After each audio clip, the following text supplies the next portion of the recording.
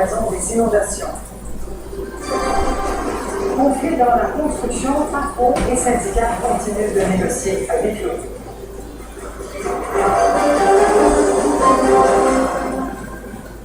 Pour jouer la pression d'Alberta, les autorités municipales de Calgary continuent d'évacuer des résidents du centre-ville. Les inondations majeures qui frappent tout le sud de la province ont forcé plus de 75 000 personnes à quitter leur domicile. Et Raphaël, même le parc du Stampede est sous l'eau. Oui, absolument. Il y a des parties, des bonnes parties du parc de Stampede, donc évidemment un symbole de Calgary, ce fameux festival de rodéo qui aura lieu dans à peu près 2 semaines. Hein.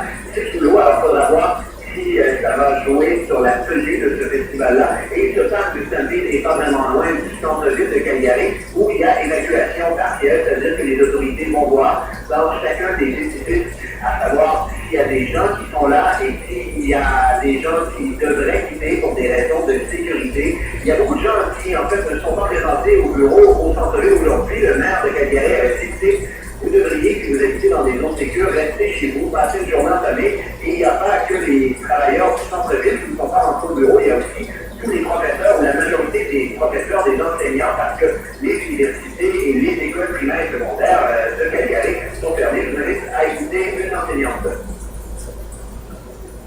On a eu un courriel de directrice disant de ne pas rentrer au travail, de rester à la maison, au bord de la ville, parce que la maire a mis une alerte pour tout le monde. Donc, les écoles ont été fermées, donc moi j'ai eu une journée de congé. Et la journée de congé, là, c'était natureux, comme beaucoup de Calgariens. Je suis allée traiter les de la cour pour voir le monde. C'est bruyant, c'est impressionnant. Est-ce que le premier ministre Stephen Harper doit arriver bientôt à Calgary? Il doit survoler la région.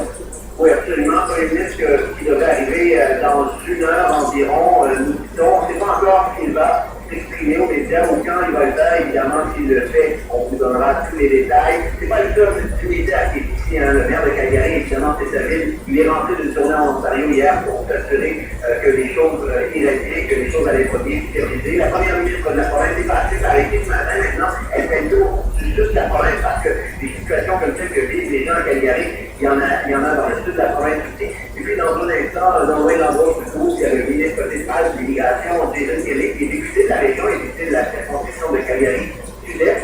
Il va répondre à nos questions. Alors, on vous présentera ses réponses un peu plus tard au réseau d'information. Et c'est juste à vous dire qu'il pleut encore sur Calgary encore. Très bien, merci. À tout à l'heure. Au revoir. Et on fera le point à 16h30 sur ces inondations d'Alberta, entre autres, avec le météorologue Pascal Lévesque-Tourakis. Les entreprises éclaboussées par la commission Charbonneau doivent faire le ménage si elles veulent obtenir de nouveaux contrats gouvernementaux.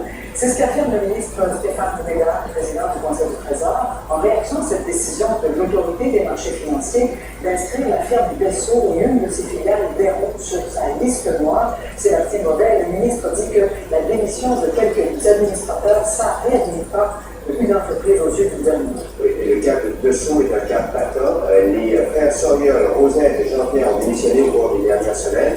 On veut que Rosaire était allé devant la commission Charbonneau dire que Dessous avait participé à un financement illégal de partis politiques, que la compagnie avait fait de la collusion aussi. Alors l'entreprise, pour pouvoir continuer de soumissionner sur des gros projets gouvernementaux notamment, avait décidé de laisser partir les 2 frères Sawyer, Jean-Pierre et Rosaire. Mais à la suite d'une enquête de l'UPAC, l'unité permanente anticorruption, l'AMF, l'autorité des marchés financiers, a refusé à Dessau un certificat qui lui aurait permis de soumissionner sur des contrats publics.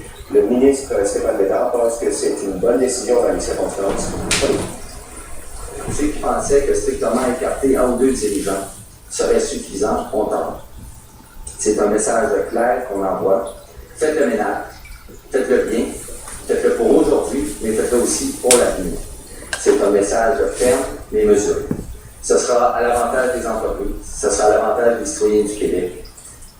Et de son côté, Dessau demande à l'autorité des marchés financiers de reconsidérer sa décision. Oui, parce que c'est extrêmement important comme décision, celle de l'autorité des marchés financiers. Ça exclut Dessau de tous les contrats gouvernementaux au Québec, qu'ils soient de plus ou de moins de 40 millions de dollars. Alors, évidemment, pour la compagnie, c'est extrêmement difficile. Il y a des mises à pied qui sont envisagées. Et la compagnie veut que dans les 90 prochains jours, on révise cette situation-là. Elle demande donc à l'AMF de réviser. L'AMF dit, présentement,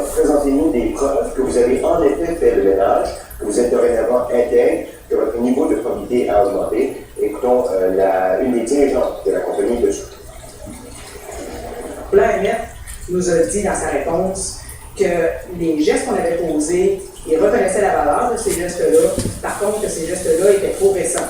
Donc là, il faut démontrer à l'AMF que ces gestes-là portent.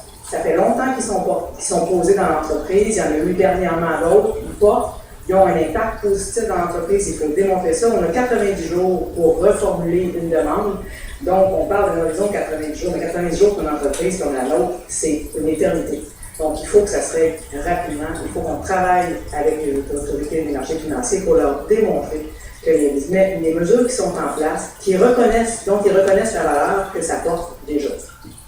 Je signale en terminant que le gouvernement est ouvert à d'éventuelles poursuites des entreprises qui ont fait de la collusion de la corruption pour récupérer des sommes qui ont été, entre guillemets, volées au gouvernement.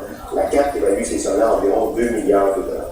Et en attendant, les travaux se poursuivent, là, les travaux d'enquête du côté des juristes de l'État. Ils étudient la possibilité d'amener ces entreprises devant les tribunaux pour réclamer des sommes, entre guillemets, volées.